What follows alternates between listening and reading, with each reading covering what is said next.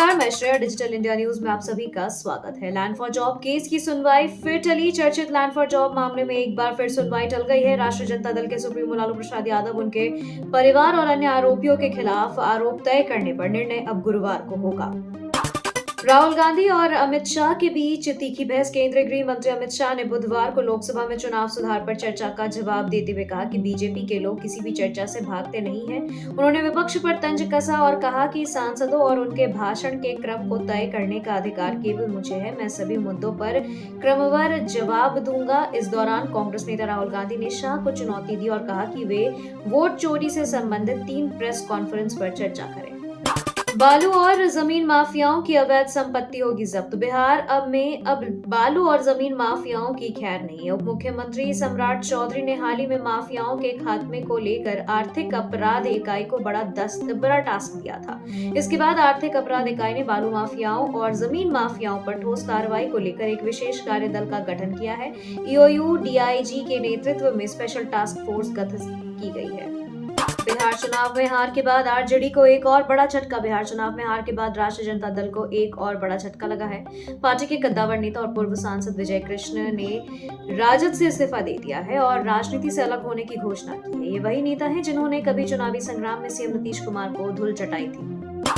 बिहार में बंद होगा गुंडा बैंक। गृह मंत्री सम्राट चौधरी ने दिए निर्देश। बिहार में उप मुख्यमंत्री सह गृह मंत्री सम्राट चौधरी ने कहा कि राज्य में चल रहे गुंडा बैंक के अवैध कारोबार को पूरी तरीके से समाप्त किया जाएगा। उन्होंने स्पष्ट कहा कि सूद पर पैसा देकर मनमाना ब्याज वसूलने और लोगों को जमीन गिरवी रखने के लिए मजबूर करने वाले इस अवैध व्यवस्था को बंद करना सरकार की शीर्ष प्राथमिकता है।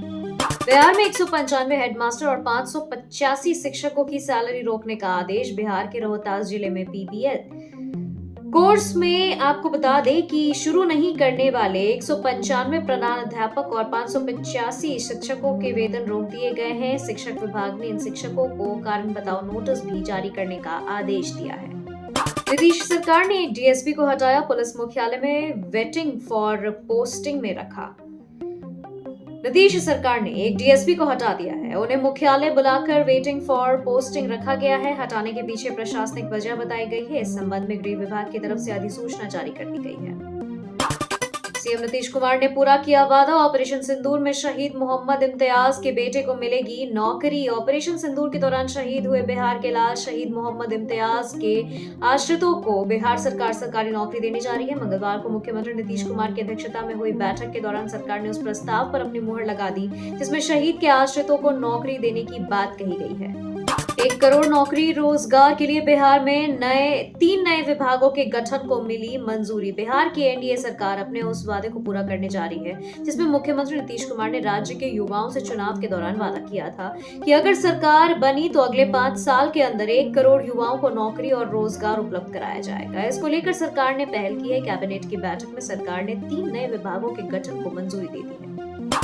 एक जिले में एड्स का विस्फोट। अब तक 7400 एचआईवी मरीज मिले।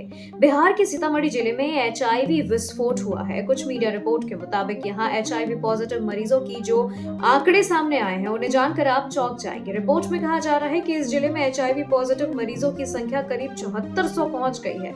हर महीने 40 से 60 नए मरीज सामने आ रहे हैं। जाहिर है कि इस आंकड़े के सामने आने के बाद स्वास्थ्य महकमे में हड़कंप मचा हुआ है।